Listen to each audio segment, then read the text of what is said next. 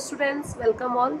हम कर रहे थे एक्सरसाइज 3.2 और उसके नीचे की जो वर्ड प्रॉब्लम्स हैं उनके मैं इक्वेशन आपको बनाना आज बता रही हूँ और उसको आप खुद सब्स्टिट्यूशन मेथड से सॉल्व करेंगे। तो देखिए, फर्स्ट क्वेश्चन है हमारा, the difference between two numbers is 26 and one number is 3 times the other, find that. तो देखो यहाँ पे दो नंबर्स हैं, एक x और एक y, और इसमें दो इक्वेशन हमें बनानी है। ठीक है, तो हम स्टार्ट करते हैं। लेट, हम इसको लिखते हैं, लिखने का पैटर्न एकदम सही होना चाहिए। लेट फर्स्ट नंबर इज, या फिर one number is, first number बोल सकते हो या वन नंबर बोल सकते हो। वन नंबर इज, इसको हमने मान लिया x, and another number is, another यानी दूसरा जो नंबर होगा पहले वाले के अलावा जो दूसरा नंबर है उसको हम क्या मान लेते हैं, y मान लेते हैं। मान लिया, x हो गया, y हो गया। अब हमें क्वेश्चन में क्या बोला है, हमें क्वेश्चन बोला है difference between two numbers is 26। Difference यानी माइनस, इन दोनों नंबर्स के बीच का डिफरेंस कितना है, 26 है। यानी x में से y को या y में से x को माइनस करेंगे तो क्या आना चाहिए, 26 आना चाहिए। ठीक है, तो ऐसे कोई प्रॉब्लम नहीं है अगर x माइनस वाई लो या y माइनस एक्स लो। बस ध्यान रखना, x माइनस वाई ले रही हूँ इसका मतलब मैं मान रही हूँ कि x बड़ा है। अगर आप y माइनस एक्स लेंगे तो मान लेना कि y बड़ा है। वो तो आप जब कैलकुलेशन करके सॉल्व करेंगे तो अपने आप आपको आंसर मिल जाएगा। अब नेक्स्ट आगे लिखा है, and one number is 3 times the other. ठीक है, एक नंबर दूसरे का 3 टाइम्स है। 3 टाइम्स, टाइम्स का मतलब मल्टीप्लाई, 3 टाइम्स का मतलब होता है 3 मल्टीप्लाई। ठीक है, एक नंबर दूसरे का 3 मल्टीप्लाई करके आएगा। ठीक है, 3 टाइम्स है। तो यहाँ पे देखो, मैंने बड़ा नंबर किसको माना है, x को। बड़े में से छोटा माइनस करेंगे तभी तो प्लस का 26 आएगा। बड़े में से छोटे को माइनस करेंगे तो प्लस का 26। तो मैं यहाँ ले रही हूँ कि x बड़ा है। और अगर आप ऐसे लिख रहे हो कि y माइनस एक्स, तो फिर आप y को बड़ा मान रहे हो। ठीक है, तो मैं फिलहाल यहाँ पर x को बड़ा ले रही हूँ, तो x y से बड़ा होगा, x y से बड़ा होगा। और कितना बड़ा होगा, y को 3 टाइम्स कर लो, 3 से मल्टीप्लाई कर दो, इतना बड़ा होगा। One number is 3 times the other, 3 times the other, 3 से मल्टीप्लाई कर दो y को, y छोटा है, 3 से मल्टीप्लाई करके ये नंबर आएगा, ये बड़ा हो जाएगा। ठीक है, अगर नहीं याद आया तो कुछ भी एग्जांपल ले लेना। जैसे मान लो कि मैं y को 1 ले लूँ तो 3 से मल्टीप्लाई करके क्या आएगा, 3। तो x मैंने लिया 3, तो बड़ा कौन है, 3। तो ऐसे एक एग्जांपल से आप सोच सकते हो। बाकी ये आपकी दो इक्वेशन जो बन रही हैं वो है, ये आपकी दो इक्वेशन बन चुकी है। यहाँ पे इक्वेशन नंबर 1 और इक्वेशन नंबर 2, इन दोनों को आपको यूज़ करना है। ठीक है, तो यहाँ पे तो देखो आपको सब्स्टिट्यूशन के लिए इक्वेशन से वैल्यू निकालने की ज़रूरत ही नहीं पड़ेगी, क्योंकि आपके पास ये डायरेक्टली वैल्यू दी हुई है। वैसे आप अगर चाहें तो इसको हम ऐसे भी लिख सकते हैं, भाई प्लस का 3y इस साइड आके माइनस का 3y हो जाएगा।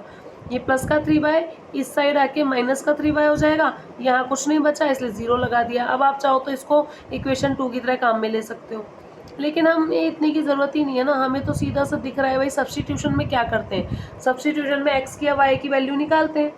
सब्स्टिट्यूशन में x बराबर या y बराबर ऐसा ही तो कुछ लेते हैं। तो यहाँ पे तो हमें already x is equals to 3y दिया हुआ है, x के बराबर में पहले से कोई चीज़ दी हुई है, तो हम इसको डायरेक्ट ही पुट कर देंगे, हमें बनाने की ज़रूरत ही नहीं पड़ेगी। हम यहाँ से सीधा कर देंगे, put value of x in equation 1, put value of x in equation 1। Equation 1 क्या है, x minus y is equal to 26। ठीक है, इक्वेशन 1 क्या है, x minus y is equal to 26।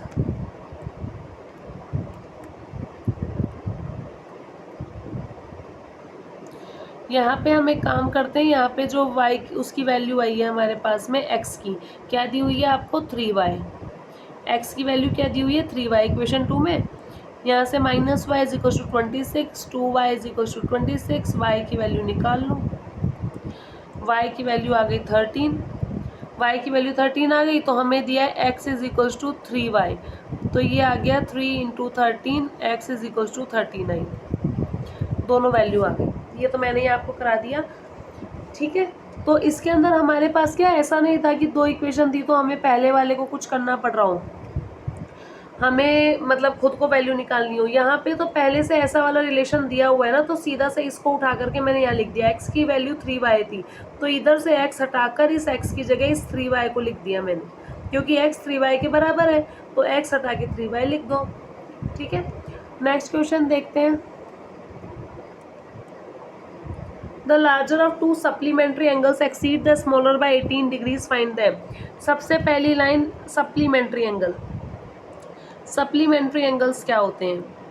Supplementary angles वो होते हैं जिन दो एंगल्स को सम करके हमारे पास 180 डिग्री आता हो। सप्लीमेंट्री एंगल्स ये क्या होंगे कि मैंने जैसे x एंगल लिया और y एंगल, कोई भी दो एंगल लिया तो दोनों को ऐड करके कितना आएगा, 180 आएगा। दो एंगल मैं ले रही हूँ, मान लो x और y, तो दोनों को ऐड करके कितना आना चाहिए, 180 डिग्री आना चाहिए। ये होते हैं सप्लीमेंट्री एंगल्स जो हमें क्वेश्चन में दिया है, सप्लीमेंट्री एंगल्स। एक्सीड का मतलब ज़्यादा होना, लार्जर वाला, जो लार्जर वाला है वो मतलब जो बड़ा वाला है, भाई दो एंगल है x और y, दोनों में से एक एंगल बड़ा है जो दूसरे से कितना ज़्यादा है, 18 डिग्री ज़्यादा है। Larger exceeds smaller by 18 degrees, बड़ा वाला छोटे से 18 ज़्यादा है, 18 ज़्यादा है। तो ठीक है, इसका मतलब क्या, x माइनस वाई करेंगे तो 18 आएगा। ठीक है, दोनों के बीच में कितने का गैप है, 18 का, एक बड़ा है एक छोटा है, बड़ा वाला 18 ज़्यादा है, तो दोनों के बीच में गैप कितने का आएगा, 18 का, 18 डिग्रीज। ठीक है, तो ये दो इक्वेशन बन चुकी हैं। अब आप इसको सब्स्टिट्यूशन मेथड से सॉल्व करना है, हेडिंग डालना इसके नीचे बाय सब्स्टिट्यूशन मेथड, लाइन लिखना, उसके बाद में इसको सॉल्व करना। नेक्स्ट देखते हैं। The coach of a cricket team buy 7 bats and 6 balls for ₹3800। Later she buys 3 bats and 5 balls for ₹1750। Find the cost of each bat and each ball. Simple है ये तो, लेट हम क्या ले रहे हैं, cost of 1 bat is equals to ₹x, cost of 1 ball, ball की cost हम ले लेते हैं ₹y। फिर हम यहाँ पे लिखेंगे अकॉर्डिंग टू द क्वेश्चन, क्योंकि क्वेश्चन के अकॉर्डिंग हम डायरेक्टली इक्वेशन बनाएंगे। अकॉर्डिंग टू द क्वेश्चन, इसने हमें बोला 7 बैट और 6 बॉल्स, बैट को मैंने x लिया है, बॉल्स को मैंने y लिया है, तो 7 बैट प्लस 6 बॉल्स मिला करके मेरे पास आ रहे हैं ₹3800 के। ये हो गई क्वेश्चन 1। आगे हमें बोला है 3 बैट्स यानी 3x और 5 बॉल्स यानी 5y, क्योंकि x को मैंने बैट लिया है, y मीन्स बॉल लिया है, ये दोनों मिला करके आ रहे हैं 1750। ठीक है, ये हो गई इक्वेशन सेकंड। ये दोनों इक्वेशन बन गई, इसको आप सब्स्टिट्यूशन मेथड से सॉल्व कीजिए और x और y की वैल्यू निकालिए। नेक्स्ट देखते हैं। The taxi changes in a city consist of a fixed charge together with the charge for the distance covered.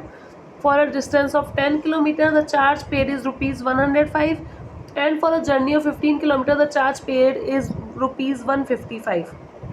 What are the fixed charges and the charge per kilometer? How much does a person have to pay for traveling a distance of 25 km?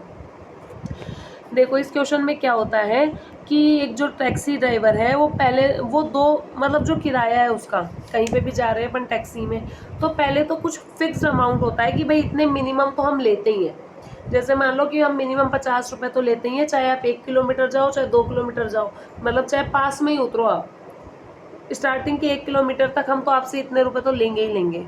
ठीक है, वो होता है fixed, यानी एक fixed rate होती है।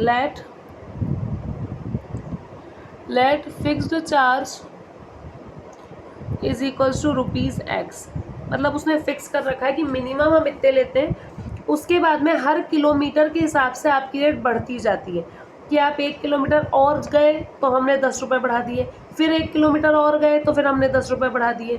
ठीक है, तो वो होती है जो चार्ज चेंज होता है उसे कहेंगे चार्ज पर किलोमीटर, और इसको हम मान लेते हैं ₹y। देखो यहाँ पे लिखा हुआ है फिक्स्ड चार्ज एंड चार्ज पर किलोमीटर, ये दो चीज़ें हमने ली है, एक फिक्स्ड चार्ज लिया है और एक चार्ज पर किलोमीटर लिया है। एक को ₹x मान लिया और एक को ₹y मान लिया। ठीक है, अब उसने 10 किलोमीटर के कितने रुपए लिए होंगे, ठीक है। देखो फिक्स लिया होगा, एक्स तो लेगा ही लेगा, फिक्स तो लेगा ही लेगा, साथ में 10 किलोमीटर के वाई रुपए के हिसाब से लेगा। चार्ज पर किलोमीटर यानी 1 किलोमीटर के वाई रुपए कितने ले रहा है वो, हमने जो सेकंड लाइन लिखी ना, चार्ज पर किलोमीटर रुपीज़ वाई, मतलब 1 किलोमीटर के वाई रुपीज़, और हम देख रहे हैं 10 किलोमीटर के 10 वाई रुपीज़, और ये फिक्स है, ये तो लेगा ही लेगा वो, तो एक्स प्लस 10 वाई। उसने कितने रुपीज़ दिए, 10 किलो रुपीज़ 105, उसने दिए रुपीज़ 105, ये हो गई इक्वेशन नंबर 1। आगे उसने बोला कि 15 किलोमीटर के 155 रुपीज़ दिए, फिक्स अमाउंट तो दिया ही दिया था, एक्स तो देंगे ही देंगे, साथ में 15 किलोमीटर के हिसाब से 15 वाई देंगे, और कितने रुपीज़ दिए उसने, 155 रुपीज़ दिए। ये इक्वेशन 2 हो गई। इन दोनों को आप सॉल्व करोगे, एक्स की वैल्यू आएगी, वाई की वैल्यू आएगी, ठीक है। फिर हमसे क्या पूछा, ये तो यहाँ तक का काम हो गया, यहाँ तक का काम तो हो गया, एक्स और वाई की वैल्यू आ गई, इसका मतलब यहाँ तक का काम हो गया। इसी क्वेश्चन का सेकंड पार्ट ये कि how much does a person have to pay for travelling a distance of 25 kilometre. 25 kilometre के लिए उसको कितने रुपए देने पड़ेंगे, मतलब पहले एक्स और वाई की वैल्यू निकाल लोगे, फिर आप क्या निकालोगे, आप निकालोगे एक्स प्लस 25 वाई की वैल्यू, क्योंकि 25 किलोमीटर का किराया बताना है। एक्स और वाई की जो वैल्यू आपने पहले निकाली है उसको यहाँ पर पुट करेंगे, एक्स की जगह एक्स की वैल्यू, वाई की जगह वाई की वैल्यू, तो यहाँ से हमारे पास में आंसर आ जाएगा कि उसको 25 किलोमीटर्स के लिए कितने रुपीज़ पे करने। Next question, a fraction becomes 9/11 if 2 is added to both the numerator and the denominator. If 3 is added to both the numerator and denominator, it becomes 5/6. Find the fraction. चलो कोई दिक्कत नहीं है, हम इसको करते हैं कि let न्यूमरेटर यानी जो ऊपर वाला नंबर होता है फ्रैक्शन के अंदर उसको हमने x मान लिया, और डिनोमिनेटर उसको हमने क्या मान लिया, y मान लिया, ठीक है। तो ये बताओ, ये नंबर है हमारे पास x अपॉन वाई। फ्रैक्शन किसे कहते हैं, जिसको अपॉन में लिखते हैं। ऊपर वाला क्या होता है, न्यूमरेटर, नीचे वाला होता है डिनोमिनेटर, तो ये हमने बना लिया x अपॉन वाई, क्योंकि हमें नहीं पता कौन सा फ्रैक्शन था। फर्स्ट लाइन बोलिए, अ फ्रैक्शन बिकम्स 9/11, एक फ्रैक्शन 9/11 बन जाता है, कब बन जाता है, if 2 is added to both the numerator and denominator. अगर ये जो पहले फ्रैक्शन है, कुछ भी है मुझे नहीं पता पहले क्या था, अगर इन दोनों के अंदर हम ऊपर और नीचे दोनों जगह +2 कर दें, अगर हम दोनों के नीचे ऊपर और नीचे दोनों जगह +2 कर दे तो हमारे पास 9/11 आ जाएगा। एक इक्वेशन ये है, पर इसको क्या करेंगे, पहले सिंप्लीफाई करेंगे। कैसे करेंगे, क्रॉस मल्टीप्लाई करके।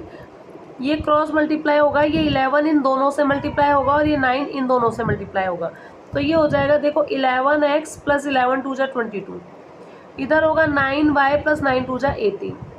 अब हम x y को सबको एक तरफ कर देते हैं, 11x माइनस का 9y, क्योंकि ये प्लस का 9y है, ये प्लस का 9y इधर जाके माइनस का 9y हो गया, इज इक्वल्स टू 18 वहीं पर है, और प्लस का 22 उधर जाके माइनस का 22 हो गया, ठीक है। तो इस तरह से हमारे पास में जो इक्वेशन आई फर्स्ट वाली वो क्या आई है, 11x minus 9y is equals to -4, ये आ गई इक्वेशन नंबर 1। 11x + 9y बराबर इज इक्वल्स टू -4, इक्वेशन 1 आ गई। ऐसे इक्वेशन 2 ऐसे बोला जा रहा है कि अगर ऊपर और नीचे हम 3 को ऐड करेंगे तो 5/6 हो जाएगा। ऊपर और नीचे अगर हम 3 को ऐड करेंगे, पहले क्या था हमारे पास में है x अपॉन वाई, ऊपर भी 3 ऐड किया, नीचे भी 3 ऐड किया, तो अब हमारे पास में नंबर क्या बन गया, नंबर बन गया 5/6। क्या बन गया, 5/6। इसको भी सिंप्लीफाई करेंगे क्रॉस मल्टीप्लाई करके, 6x + 18 5y + 15, ध्यान रखना दोनों से मल्टीप्लाई करते हैं, इन दोनों से। 6x यही है, प्लस का 5y इधर की साइड आके माइनस का 5y, और ये 18 उधर जाके माइनस का 18, ये हो गया 6x - 5y, और इधर आ गया -3। ये हो गई इक्वेशन नंबर 2। दोनों इक्वेशन आपको बता दी, दोनों इक्वेशन को आप सॉल्व करोगे और क्या निकालोगे, x और y की वैल्यू निकालोगे, ठीक है, और फ्रैक्शन बता देना अपॉन में। लास्ट इसका है, 5 years hence the age of Jacob will be 3 times that of his son। 5 years ago Jacob's age was 7 times that of his son. What are their present ages? इस type के question को लिखने का सबसे तरीका ढंग से होना चाहिए. इसको हम लिखेंगे प्रेजेंट एज से स्टार्ट करेंगे. वैसे पूछी भी हमसे लास्ट में क्या है, देखो प्रेजेंट एज पूछी है, तो हम प्रेजेंट एज से स्टार्ट करेंगे. लेट प्रेजेंट एज ऑफ, किसकी प्रेजेंट एज? जैकॉब की. हम मान लेते हैं कि प्रेजेंट एज आज वो कितने साल का है? x ईयर्स का है, x ईयर्स. और साथ में किसकी एज दी है? उसके सन की. Present age of his son, present age of his son, उसके सन की एज कितनी मान लेते हैं? y years. x साल का खुद है, y साल का उसका बेटा है. प्रेजेंट आज की बात कर रहे हैं. अब यहाँ पे हमें दो कंडीशन दी है, एक तो 5 ईयर्स हैंस, 5 साल बाद, और दूसरी कंडीशन दी है 5 ईयर्स अगो, 5 साल पहले. दोनों कंडीशंस को हम लिखेंगे यहाँ पे, ठीक है. पहले हम लिख रहे हैं यहाँ पे 5 ईयर्स हैंस, 5 साल बाद जो दोनों की एज है. Jakob will be 3 times that of his son. Jacob की जो एज है वो उसके सन की एज की 3 टाइम्स होगी. जैकॉब की जो एज है वो उसके सन की एज की 3 टाइम्स होगी. अभी बताया था 3 टाइम्स मतलब 3 से मल्टीप्लाई करना है. 5 साल के बाद, तो देखो जैकॉब अभी कितने साल का है? x साल का. तो 5 साल बाद कितने ईयर्स का हो जाएगा? x + 5 ईयर्स का हो जाएगा. अभी कितने ईयर्स का है? x ईयर्स का. 5 साल बाद कितने ईयर्स का हो जाएगा? x + 5. आप आज जितने भी एज के हो 5 साल बाद कितने हो जाओगे? 5 साल बड़े हो जाओगे ना, 5 साल जोड़ देंगे. ऐसी 3 मल्टीप्लाई. सन आज 5 y ईयर्स का है, सन आज y ईयर्स का है. 5 साल बाद वो भी तो 5 साल बड़ा हो जाएगा, ठीक है. अब इसको हम ब्रैकेट ओपन करेंगे, ये आएगा x + 5, इधर आएगा 3y + 15. ब्रैकेट ओपन करेंगे, ये 3 इससे ही मल्टीप्लाई होगा और इससे भी होगा. और इसको थोड़ा सा और सिंप्लीफाई करेंगे तो ये आ जाएगा x - 3y, x - 3y = 5 उस साइड जाएगा तो 5 - 5 15 - 5 10. तो ये हो जाएगा x - 3y = 15. ये होगा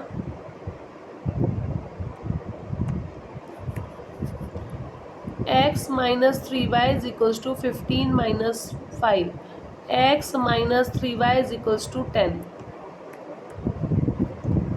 ठीक है. 3y इस साइड आ गया और 5 उस साइड चला गया. एक इक्वेशन तो आपकी सीधी सी ये बन गई. अब हमें कंडीशन दी है दूसरी वाली 5 ईयर्स अगो, 5 साल पहले की बात की जा रही है. भाई ठीक है, देखते हैं 5 साल पहले क्या चल रहा था. 5 साल पहले उसने बोला 5 years ago Jacob's age was 7 times that of his son. Jacob की एज कितनी थी? 7 टाइम्स थी. जैकॉब की एज उसके सन की 7 टाइम्स थी. 7 टाइम्स यानी 7 मल्टीप्लाई. तो अभी जैकॉब x साल का है, तो 5 साल पहले -5. उसका सन अभी y साल का है, y ईयर्स का है, तो 5 साल पहले y - 5 ईयर्स. सिंप्लीफाई करते हैं, ब्रैकेट ओपन करेंगे, 7 को y से मल्टीप्लाई करेंगे 7/, 7 को 5 से करेंगे -7 7 5 = 35. ये इस साइड आ गया -35, ये -5 उधर जाके प्लस का 5 हो गया. ये हो गया x - 7/5 = -30. ये आपकी इक्वेशन 2 हो गई. अब आप इक्वेशन 1 और 2 दोनों को सॉल्व कर लेंगे. यहाँ पे मैंने आपको सारी जो भी वर्ड प्रॉब्लम्स थी सबकी इक्वेशन बना के दे दी है, लेकिन इसको सॉल्व आप खुद करेंगे. इसको सॉल्व आप लोग कीजिए. अगर फिर भी कोई प्रॉब्लम आती है तो आप मुझे कमेंट करके बता देना, मैं क्लास में उनको क्वेश्चंस को एक्सप्लेन कर दूँगी. Thank you.